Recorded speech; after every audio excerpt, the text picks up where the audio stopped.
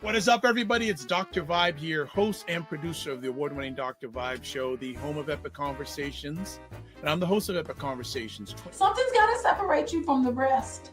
So you got to be willing to do whatever. In my experience, black men have struggles like having community with each other. But she represents the mammy stereotype. Now that was epic. I needed that.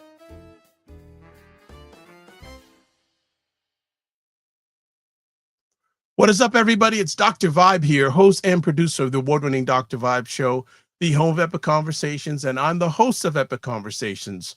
2018 Innovation Award winner, 2020 Best Podcast Award winner given out by the Canadian Ethnic Media Association. I also co-host and co-produce the only online show in the world for dads, fathers, and male caregivers that's sponsored by Dub Men Plus Care. And being part of that movement, our team has reached out directly and indirectly to over 400,000 dads, fathers, and male caregivers around the world. And as always, I'd like to say you're blessed, highly favored, a magnet for miracles, and a solution for someone's problem. And what's Dr. Vibe been up to today? Actually, Dr. Vibe was downtown at an event for people in Canada, there's an insurance company called Manulife. At Manulife Insurance headquarters, they were holding an event that was hosted by Manulife and Black Enterprise. Now, some people back in the day may have remember a magazine called Black Enterprise magazine. Well, they now are just Black Enterprise because they're all digital now.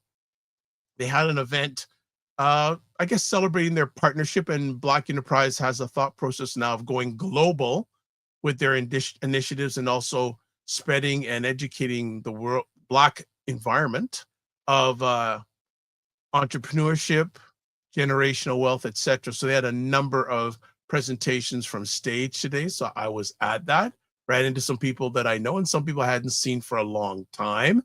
And it was interesting. Two of the people that are on stage, actually the MC I had interviewed a number of years ago, he doesn't work for Black Enterprise directly, but he hosts a lot of events. So we had a chance to catch up. And also their senior vice president, executive director was there. So we had a good catch up, and I actually had him on the show on Monday. So make sure you check things out.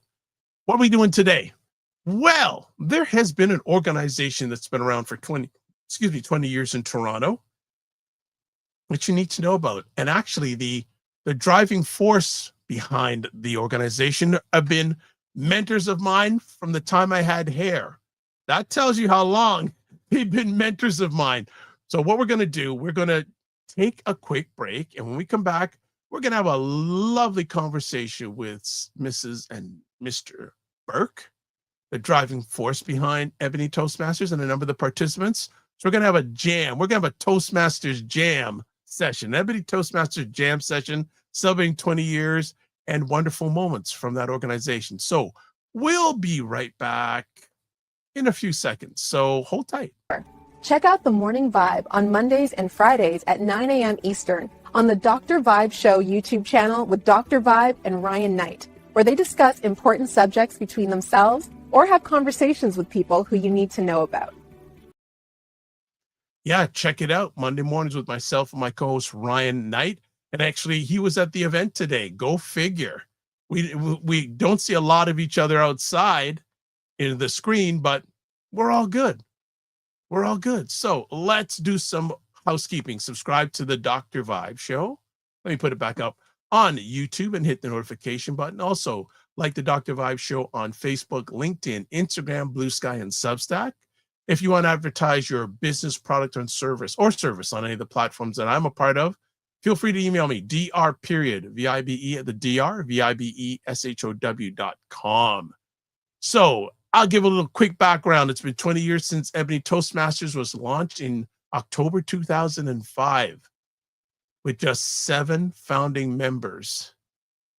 And 20 years later, it's still going strong. And I can relate to Toastmasters.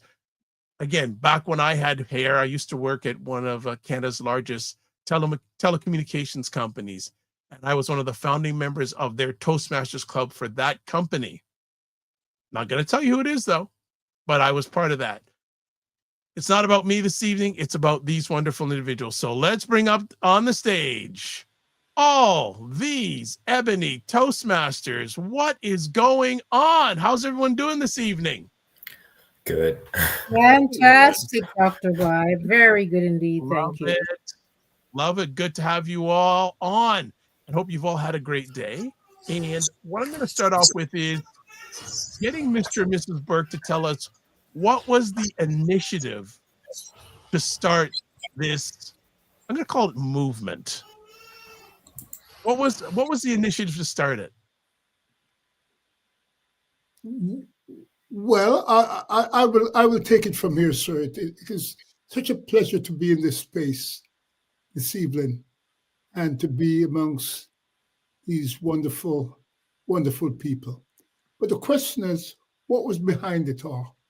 Well, I'm going to take a big chunk of time and I'm trying to condense it into a few minutes.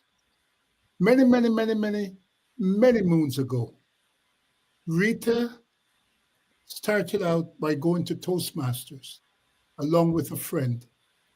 And they would travel over snowy roads, snowy swept roads, and they would go to Toastmasters.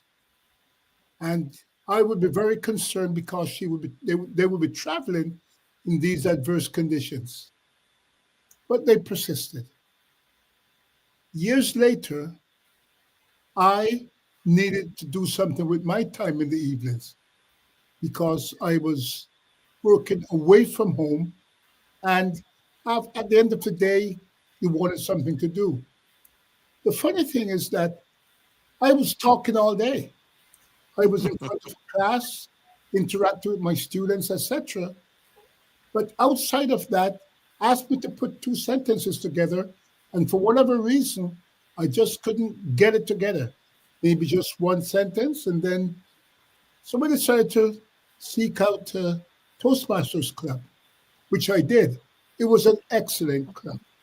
You know, they would get into all the different Robert's rules of order and debating skills and all of that. And then it just kept growing and going. And then years later, when we opened the bookstore in 1994, we had, and I believe you would know who this is, Michelle. Yes. Michelle Hughes. Michelle Hughes. Yes. She used to travel to the States and get into all of these conversational places, etc. George Fraser and all of that. And so when she comes back, we would have these wonderful conversations, you know, as I was doing my work. And we kept talking about, oh, you know, we should open the Toastmasters Club. And I said, Michelle, I am busy. I am doing this. I can't do that. But she would not give up. And she kept, we should open this. We should. Okay, Michelle. Okay, let's do it. Let's do it. And so we got together 7 individuals who were interested. Myself, Rita, Michelle, and a few others. And we got going. 2005. And here we are today. Right. Mr. Burke, anything you want to add to that story? Well, Sam did it so beautifully that I don't know what I could add to that, except to say that Michelle would not give up.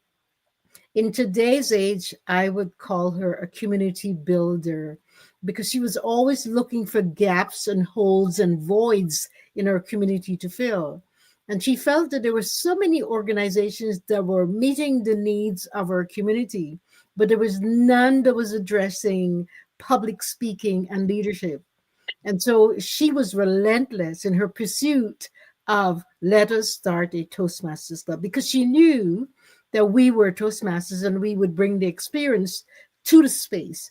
And so, as Sam said, 7 of us on a Monday evening in 2005 on the main floor of a bookstore around a boardroom table started Ebony Toastmasters. How did the name come into effect? Who came up with the name? Sam was the first president, and on our election day, And our naming day, we voted on some names. And of course, Miss Michelle proposed we call herself Burnt Toast. Oh, geez. Would you believe that? She wanted us to call ourselves Burnt Toast. But there was a vote, of course, and Ebony won. And today, 20 years later, I must say that I'm thrilled to bits that we weren't called Burnt Toast. We Yeah. might have been burnt by now. Okay. Well, that is actually fantastic. Let me ask. I'm going to ask the other family here. So I'm going to go with Brenda, John, and Kenny. What were your memories of your first meeting? Should I go first? What surprised you and what hooked you? My first meeting was on St. Clair Avenue. I walked into this space, didn't know what to expect. It was a building, a residential building, and I was directed, got downstairs, and there were people milling around. And people were just busy doing their thing, but they were so welcoming. As soon as I walked in, somebody greeted me, hi, and welcomed me into the space. I sat down and I was a bit timid, and it was like a family feel. Everybody was laughing, joking around, and until the meeting started. And even after the meeting started, it was still very welcoming. They were more formal. They had a system that was in place. That really surprised me because I didn't expect that formality. I didn't expect people to be so on point. Had the person who started Miss Toastmaster, and then they exchanged, and I had to learn all that. And then from that moment, I thought this could be very interesting. And after that night, I went back a few times, and here I am today. Excellent, thank you, John. It's my first memory, or like my first interaction with Toastmasters was like during COVID. So unlike Brenda, where she had the in-person feel, mine was more virtual. And so it was at a point in my life where a buddy of mine had been going to Toastmasters. He seemed to have his whole stuff together. Here I was with him. And excuse me, John, we've lost you audio-wise. Your mic has gone really low. Can you hear me? Yeah, better now. Thank you. So I was at a point of my first interaction and my first real event with Toastmasters was during COVID. And this was where everywhere was locked down and there was just really nowhere to go. So I didn't have the in-person feel. And it was at a point in my life where it was pretty challenging. And I had a buddy of mine who I was staying with at that point in time. And he was like, man, you know what? You should do Toastmasters. And I looked at him. I was like, man, this guy seems to have all this stuff together. So, man, let me just give it a try. Like, I have nothing to lose at the end of the day. And so I remember my first day at Toastmasters, he was online and I was online and everyone was just chatting. And I'm like, man, this is a bunch of Black people, happy, doing well. I'm like, where have I been all this while in Toronto? And I remember my first table topics. I'm like, they were calling people and people were talking. And I'm like, oops, I ain't gonna do this. And the next thing I started hearing about ums and ahs, and I'm like, yeah, this is some weird but good Black people. But the thing that totally caught me was after the speeches and everyone was so welcoming, and I was like, you know what? It's a great place to spend my Monday evenings. And not only that, now the good thing is I get to bring my daughter along too every now and then. And not only am I benefiting from the club, but she's also benefiting from the club, and that's just whatever Ebony stands for. I totally believe in it, and it's pure Black excellence to me, and that resonated with me from day one, and it's never wavered. So I can understand why they're celebrating 20 good years. So and probably they're gonna celebrate a whole lot more. So because it's the DNA, it's in the fabric of this Ebony Toastmasters. Thank you, Kenny. Yeah, okay. Thank you. So for me, I joined in 2023, and that was probably COVID was was was in control at the time, but I still joined online. And for me, I was looking for a Toastmasters club, so I went online, and then I went to one, but it was full of people that were not of my demographic status, if you understand what I mean. So I said, okay, this is the color of my skin, and I'm trying to get to understand the nuances of communication in a new land. Um, because I just moved into the country about maybe 6 months earlier. So I said, why can't I look for a Toastmasters club full of people that we share a common ancestry? And then, fortunately for me, I saw Ebony Toastmasters. Oh, Ebony means black. Maybe they might be black.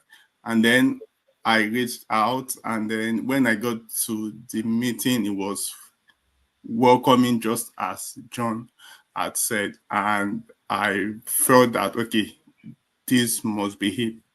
And throughout every minute of the meeting, it was pretty much organized. I even got an agenda that had names and what they will be doing, and then I knew that. So okay, this is the point where I get to speak, and I even spoke that day. So it was a morale booster for me, because I was able to get to where I could get to speak regularly, in a much more relaxed atmosphere. And I have been coming back ever since. So I fully understand what Ebony has done over the past 20 years, and I still wait to see what the future will be like for the next 20 and the next 40 years. Love that. Fantastic. Mr. and Mrs. Burke, what are your memories of your first meeting?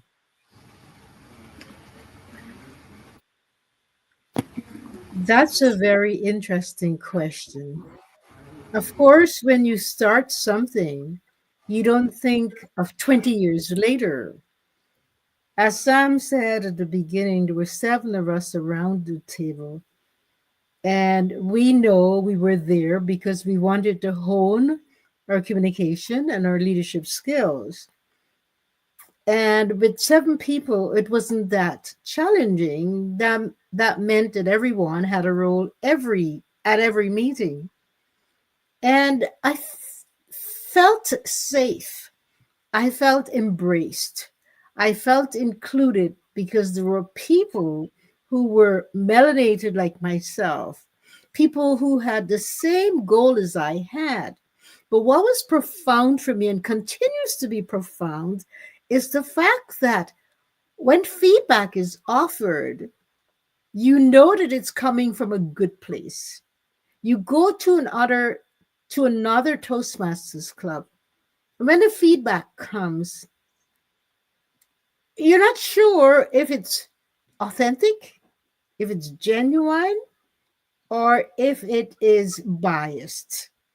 That was my experience when I first joined Toastmasters in Lindsay, Ontario.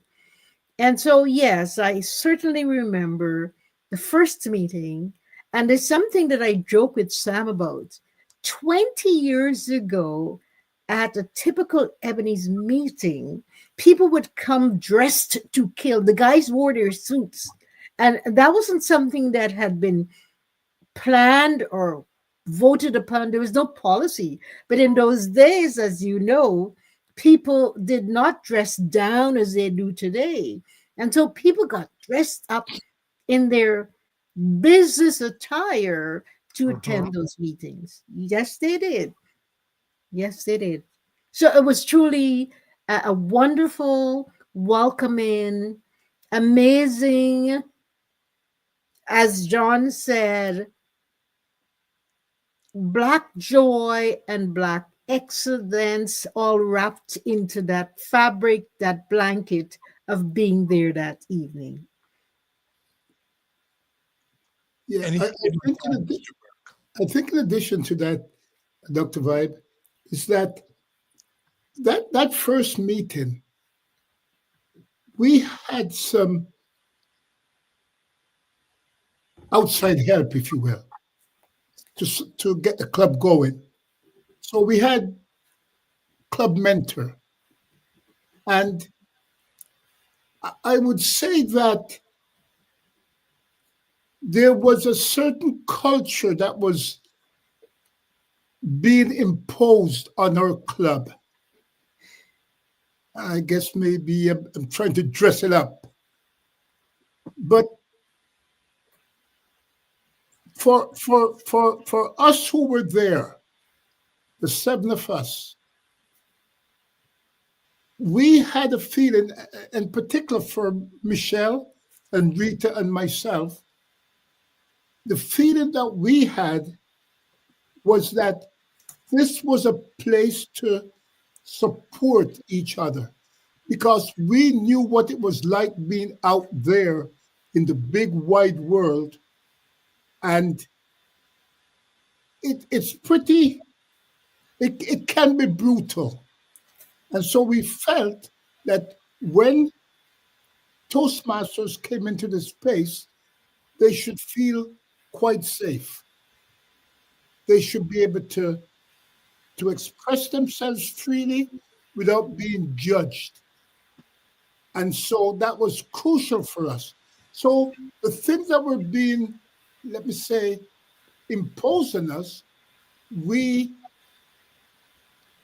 nicely resisted that culture and determined what it was that we believe was beneficial for our members. And we just went on from there. We held to that, and it served us quite well over the years. All right, just to do a reset, we're hanging out with some members of Ebony Toastmasters Club in Toronto, celebrating their 20 years.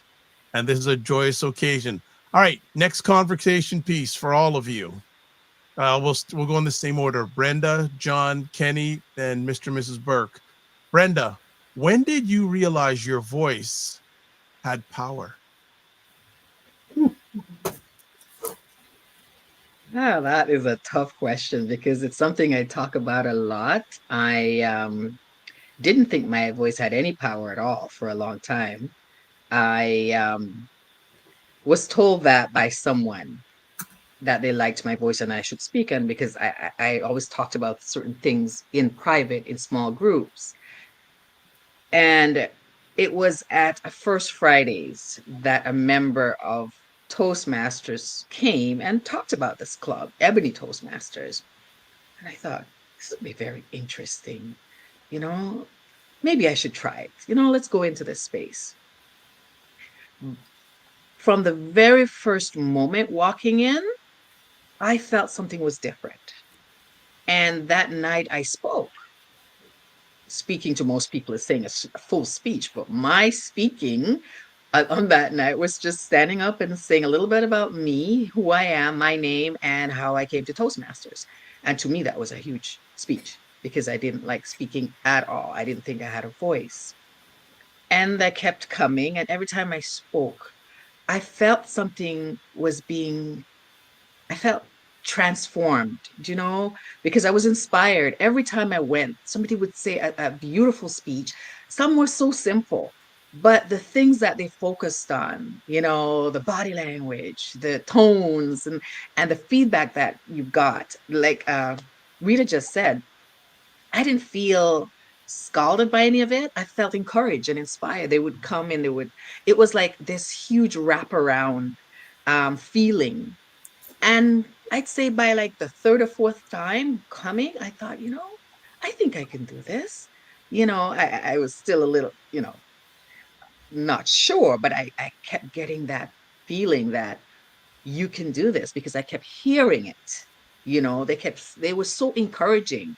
And the little things that they encourage you about, I thought, is this for real? Am I in a real place? I'm with people that look like me, some older, some younger, some are all around the same, but they were all so positive. And even though they were casual and encouraging, they were formal at the same time. I don't know if you can have both. The structure of the evening, added some sense of formality, but they were still so casual. So they made me speak, even though I didn't want to speak. You got comfortable. And after a while, I started speaking more and more. And that in itself made me speak outside of the club. So I guess it was around that time. I can't put a finger or a specific day on when I felt that way, but the change was gradual. And then one day somebody asked me to speak and I didn't say no, and I always said no before that. So there was my movement to that point. Great. I think just like Brenda, I can't really put a point to it, but I remember key events where I knew changes were happening. I remember my first table topics that I had to answer. My answer was, I think, 20 seconds. And the truth is, I was like, well, how hard could this be? And the first question, I couldn't think on the spot. It was, at that point, I didn't know what to feel. And I thought, whoa, how's my evaluation going to be like? Should I stay? Should I just drop off? And my evaluation came back and it was encouraging. And afterwards, I think I remember the first person. It was Adeline. He was just like, just keep coming. It'll get better. And every other meeting that happened, it got slightly better. It wasn't. And I think the moment where it all clicked was my first, it's called your first speech, where you give, because it took me a while to want to give a speech. I was like, I'm not going to stand in front of all these Black folks and make a fool of myself.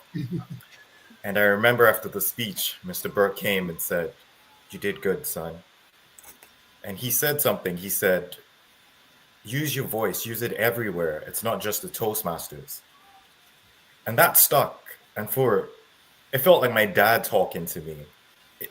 I lost my dad 10 years ago. And at that point in time, it felt like my dad was affirming me and saying, "Son, you got this."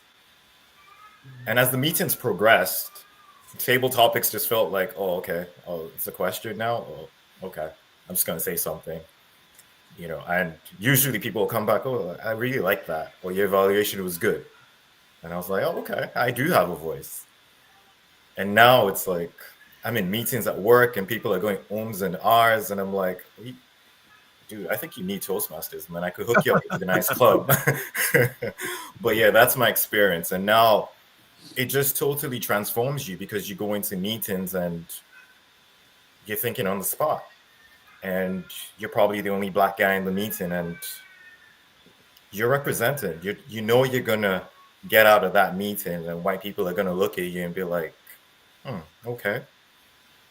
So it's why 3 years after or 4 years after I'm still here. And it's not just for me, but I know it has to go to like the next generation. I know we have to have Black representation everywhere, because if we don't have our voices at the table, nobody's going to take us seriously. They're just going to hear about our stories, but they can't empathize, because it's only Black people who are going to change Black challenges, right? Or Black, whatever challenges we're going through. No one's going to come and help you.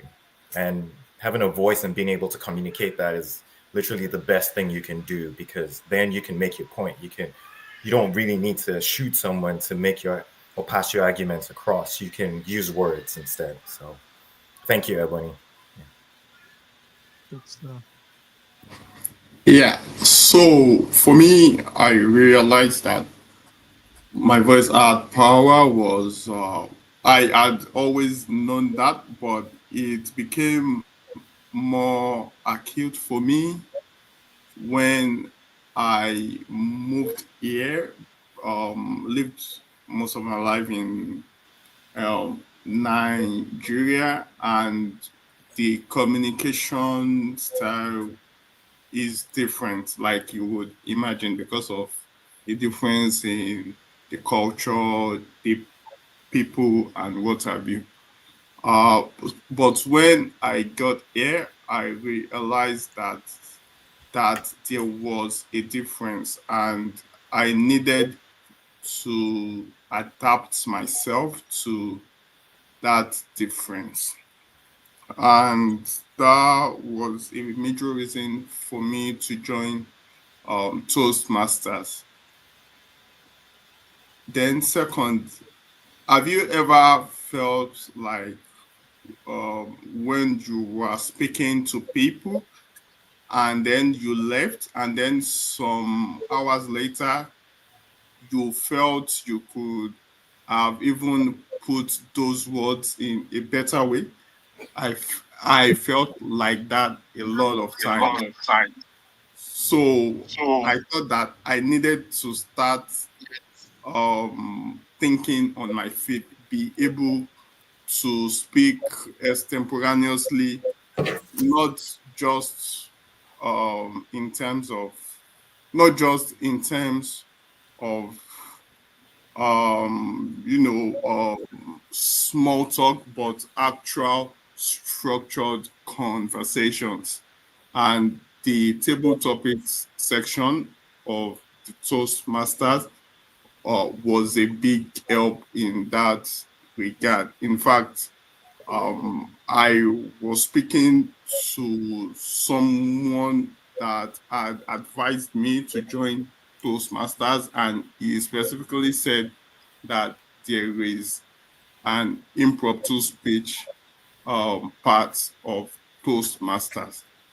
And since I joined Ebony, I had made that one of my priorities, that at almost every table topics, every meeting that I would attempt to speak, because I needed to start thinking on my feet, and uh,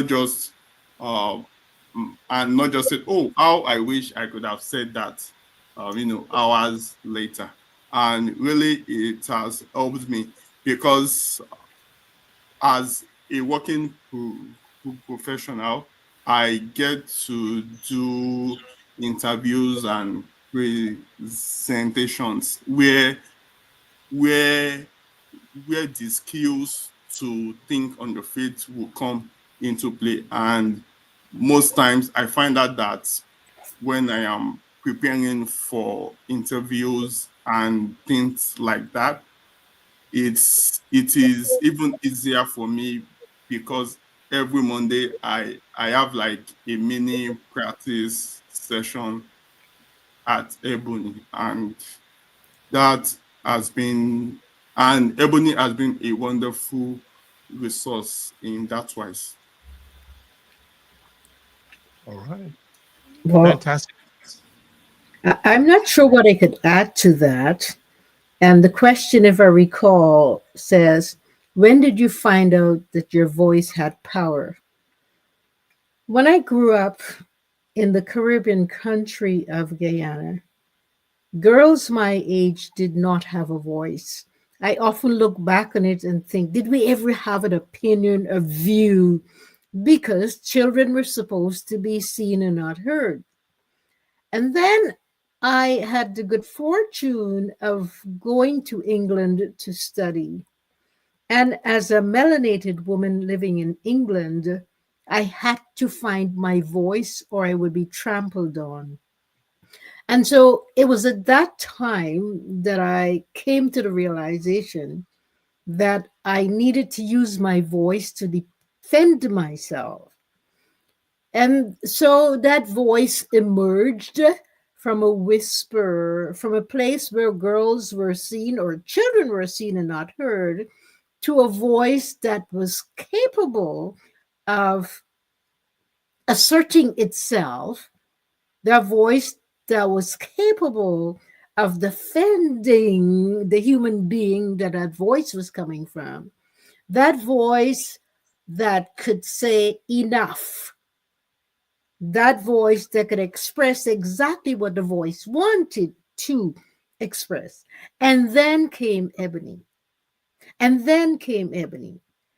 And I don't want to say that Ebony turned me into a forceful person, but it taught me how to modulate, how to reflect, how to introspect, and how to use that voice wisely in order to navigate my life through this complex world that we're living in. And I'm sure you will agree that the world we're living in is super complex. And so I had no choice but to allow that voice to become powerful when I ended up in a college in Peterborough as a professor, as the only Black woman in the college. And so you claim your power. You claimed that voice. And so there's no question that Toastmasters helped me in an amazing, marvelous way to realize that I could use my voice to get my way through the world, dare I say, in a positive way. Okay. And Mr. Burke, Yes, sir. that question for you. How, what's the moment you realized your voice had power? That's a big one. It takes me back to that song. I think I have the title correctly. Son of a Preacher Man. I'm the son of a preacher man. That was my dad. And he had a voice.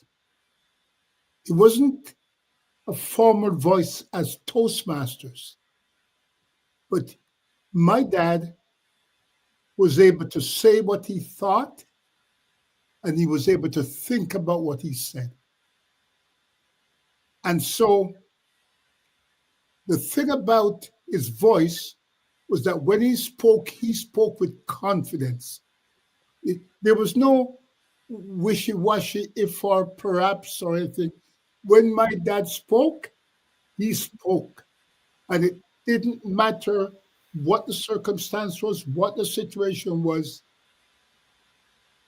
He just had that ability to deliver his thoughts in words. And so this is only in reflection that I realize about the power of that voice, because the relationship that I had with him was wonderful. He was a walker. He would walk everywhere. We would walk everywhere. And as we walked, we would just have conversations about anything and everything.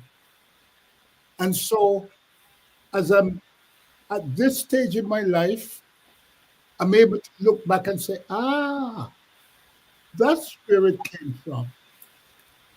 Because I believe that I am blessed with that ability to be able to say what I think, but not only that, but to be able to think what I say, regardless of the circumstance or the situation or the position. It doesn't matter. You take care of it. You don't have to be obnoxious. You don't have to be bombastic. You don't have to be any of that. But at the same time, you don't have to cower and to be, you say what you say with confidence. And I think when we're able to put confidence with the ability, with those words, with thought, it's a beautiful thing. It's liberating, I find. And I think that's what we try to impart at Ebony. And thankfully, there are many who have benefited from that environment. And that's it for me. Fantastic. I have a question for Brenda, John, and Kenny specifically. Who mentored you in the club or is continuing to mentor you in the club, and how are you paying it forward?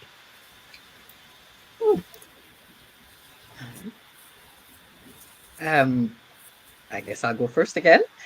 Sure. Well, I've had a few mentors when I started, but Rita has been the consistent mentor on many, many levels. You know, she is so encouraging. She outside of the club, inside of the club, running things by her when I'm preparing for my work outside, you know, speaking, getting a speech ready, or just not sure about what my next move would be.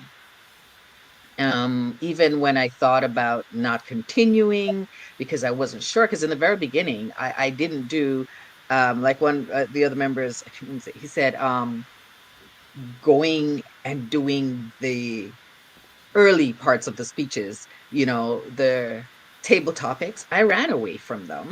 I listened a lot, you know, but I didn't get involved that way. And Rita was and still is very, very encouraging. She is a mentor on many levels, and I can see why everybody, you know, reach out to her as the mother of the club. So I think that was the question. Excellent. Yeah, for me, I'd say I was officially assigned a mentor in Ebony, but I like to think of Ebony as everyone has been a mentor. My first mentor was Adeline, and he had to review he reviewed some of my table topics, and he gave me pretty interesting feedback. In hindsight, at that point, it was a bit hard to take, but now I realize, like, sometimes that's what you need to grow. And I remember my first speech, he reviewed it, and he did spend quite a bit of time. But over time, people progress, people move on, and I found everyone slowly becoming a mentor. You would present a speech, and Mr. Burke would reach out to you and say something. You know what? Just like he just mentioned, your voice. You don't need to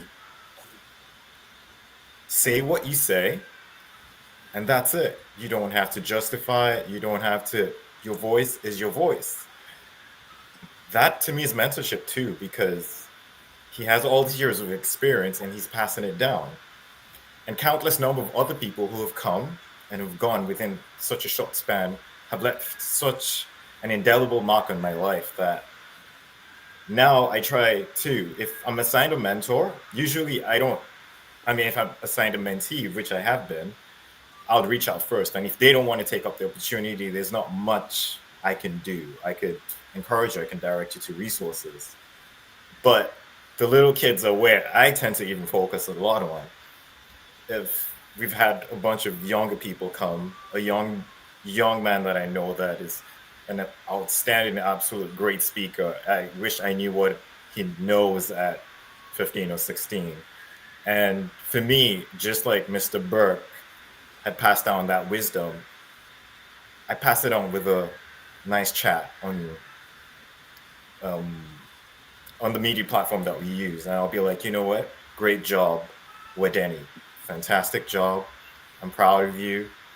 And to me, that's really my focus, like the younger generation. Like I feel they're young and they have just so much to give. And if you avoid the mistakes that I made like in my 20s, you're going to be 10 times better than I am. So I'd rather pass whatever mistakes I've made down and try to get them to avoid making those mistakes. So the good thing I love about Ebony is like I continuously seeing now a pipeline of younger people coming, being encouraged and being taught not to be scared, being taught to interact with people who are way older. And I'm seeing the older generation give so much and pour so much into these kids that even if I don't feel like coming on a Monday evening and I'm tired, very rarely, it's only if I definitely have to miss it that I'll miss it.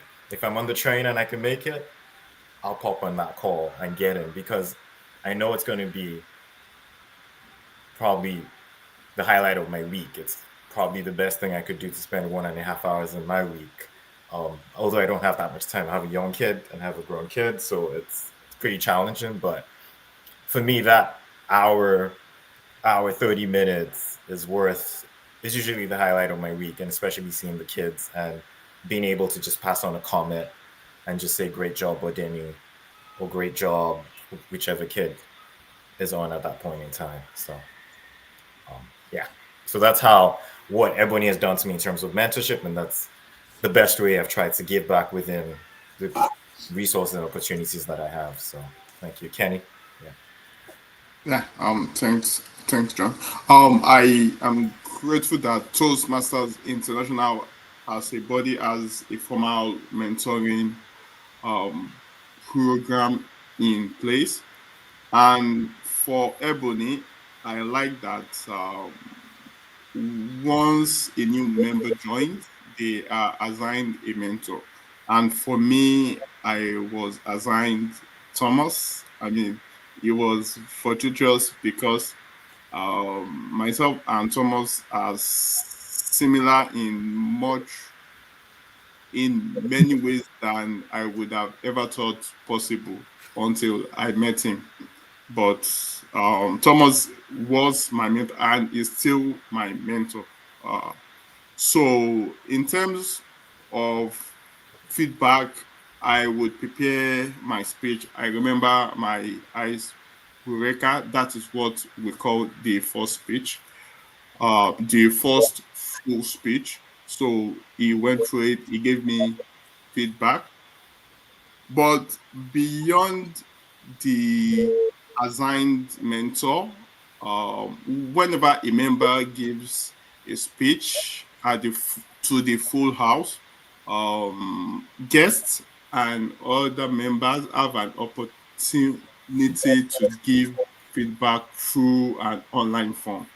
So you will get feedback from lots of people.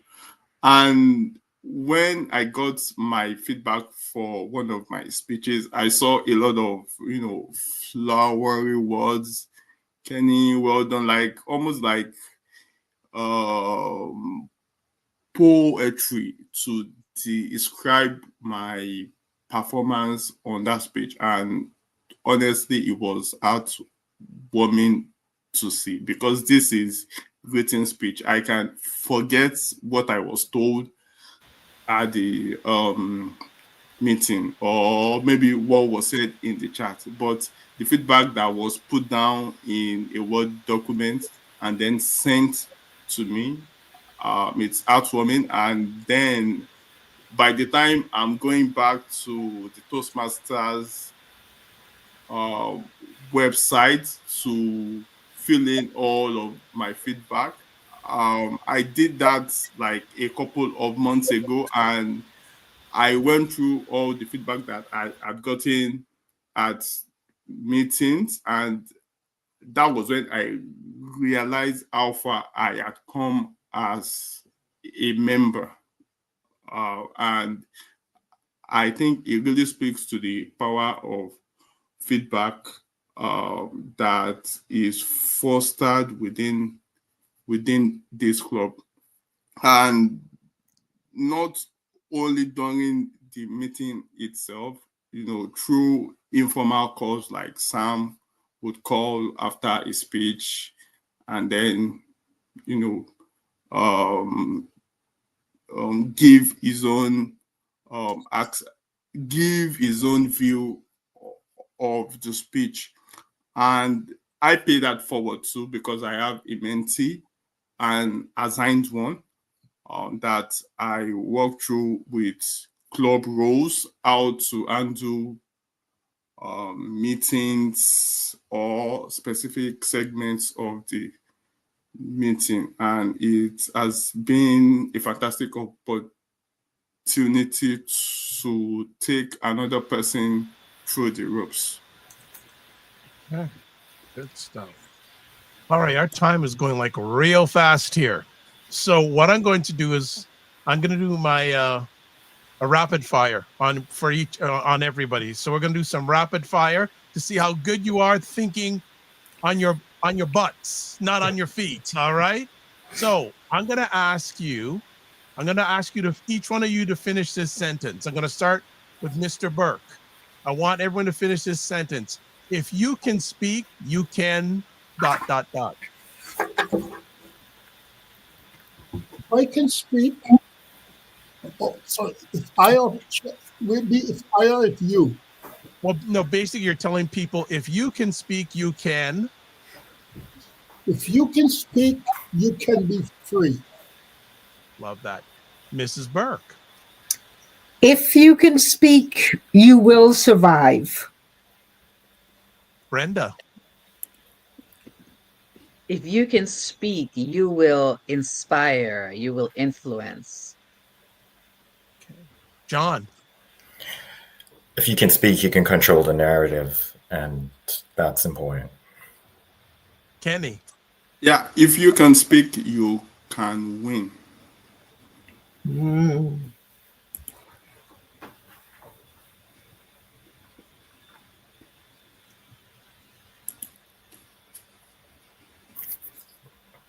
Kenny, are you with us?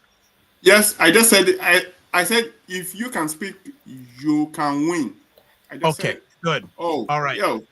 Next round. We're going to start with Mr. Burke again. The world needs more speakers who? The world needs more speakers who can feel confident in themselves. Okay. Mrs. Burke. The world need more speakers who would benefit from Toastmasters, particularly Ebony Toastmasters. I love it. All right. Brenda. The world needs more speakers who believe and who can transform through that belief. Okay. John. The world needs more speakers who can communicate and show love and show empathy. All right. Kenny. The world needs more speakers who can lead. Okay. Next round. One myth about public speaking I want to retire is... Mr. Burke. I'm sorry, I missed the second word. Yeah, no problem. One myth about public speaking I want to retire is... One myth about public speaking that I want to retire is that I'm not able to. All right, Mrs. Burke. One myth about public speaking that I would like to retire is that all individuals could become masterful at it. Okay. Brenda got robbed. This is Brenda. You got to think of so you got to think on your feet. So Mrs. Burke took it. So you got to get a new one. Right. One myth about speaking, or repeat the word. One myth about speaking that I'd like to retire or like retired is you won't die if you get up and speak. Everyone can speak. John. One myth I'd like to retire is there's certain people that are natural born speakers. I think everyone can learn how to communicate properly. And it's not just, some people are definitely more eloquent, but overall everyone has a voice and everyone can communicate.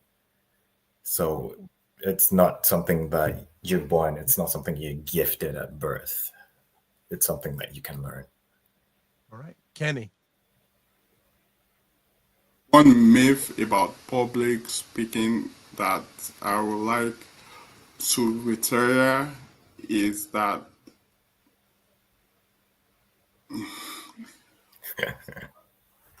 okay. One myth about public speaking that I would like to retire is that it comes to you all at once. No, it begins it begins with one step and then you take it one at a time. Okay. Good stuff. Last one, because I know I've been putting you through trauma doing all of this, but I thought it'd be a lot of fun. Because just showing how people, you're so good at just thinking on your feet. My voice is for Mr. Burke. Finish off the sentence. My voice is for. My voice is for empowering others. Love it. Mrs. Burke. My voice is for representing people who are not able to speak for themselves. Brenda. My voice is for advocating, inspiring, and encouraging others. My voice isn't for lifting people up, not for tearing people down. My voice is for you who is refusing to allow your inner child out. Let it out. Let the inner child out in you. Okay. Okay. This is what we use as a close. Another answer to a question. So we'll start off with Mr. Burke. If Ebony Toastmasters had a billboard, what would it say? If Ebony Toastmasters had a billboard, it would say, wherever you find yourself,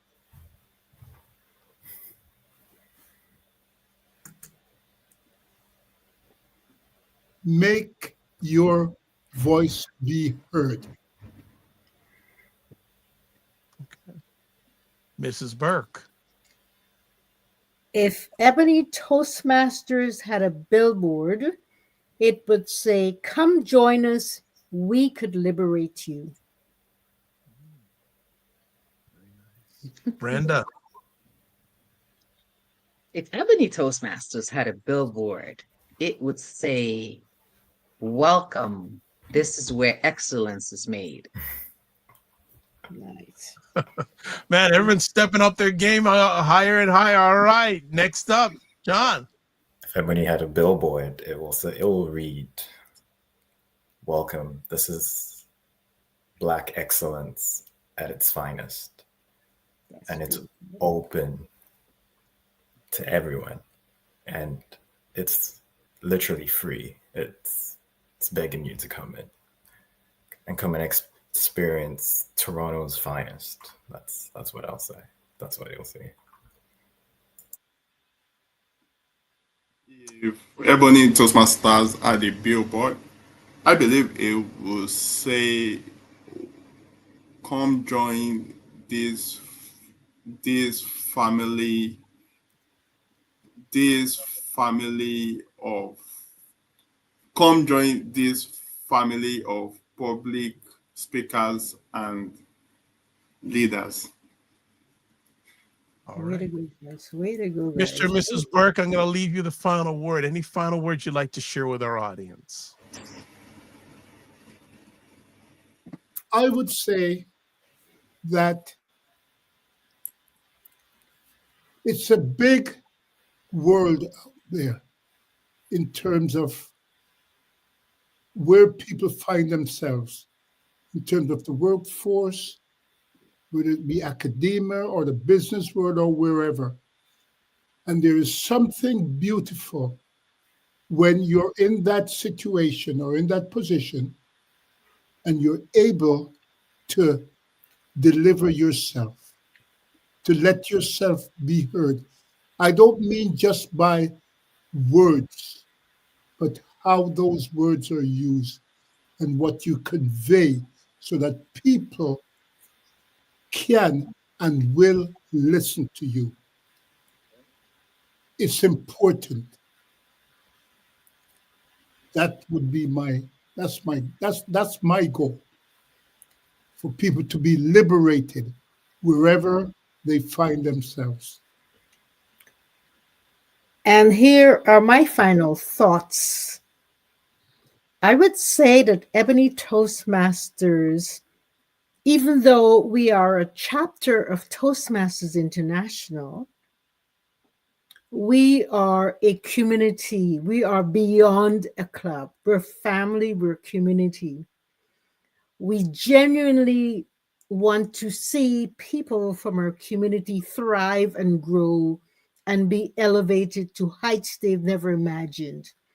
And so we are capable, we have the capacity, we intentionally create the environment, the milieu, the space, the setting where people could come, learn, grow, actualize, morph, as Sam likes to say, while they're enjoying themselves because we are community. Well, that's a wrap. I want to say congratulations to 20 years, and we're speaking 20 years more. And it's amazing. And when people ask me how I got started in my 6,000 episode online journey, two of the key people were Mr. and Mrs. Burke, because I picked up and I should have brought the book down, but I picked up a book from their store. Now, you may not remember it, but there was a book called Black Men Obsolete, Single, and Dangerous, Stories in the African American Family in Transition. So these two people here were critical and still are critical in my journey. So I want to say congratulations to Mr. and Mrs. Burke. Every person who's attended even one meeting is part of the success story. So I just want to say thank you so much for taking the time to hang out with all of you. Maybe if I get permission, I'd like to come in on a meeting and just hang out and see. I know I'll learn a lot, but don't be too hard on me if I come by. All right. All right. So as we wrap it up, as I had on the screen there's contact information for Ebony Toastmasters. It's also in the comments section on all the platforms that you've watched this live or on the replay. As always, if you want, subscribe to the Dr. Vibe Show on YouTube and hit the notification button. Also follow the Dr. Vibe Show on Facebook, LinkedIn, Instagram, Blue Sky, and Substack. If you want to advertise your business, product, or service on any of the platforms, please feel free to email me at dr.vibe at the drvibeshow.com. And as you see on the bottom, you can watch replays of this show on the Dr. Vibe Show on YouTube, LinkedIn, and Facebook, and also the Dr. Vibe Show, the drvibeshow.com. How we ended off: always live your life as a dream. If you can dream it, you can make it. Sometimes you have to get smaller to get stronger. Block assumptions, aim bigger, aim better, aim higher, aim wider. Love, faith, and respect. As always, don't just manage your time, manage your energy. And remember to give yourself grace. And if you're not making money, make history, but try to do both and always make it better. God bless. Peace be well. Keep the faith and walk good. And we'll chat with you soon. Really appreciate it.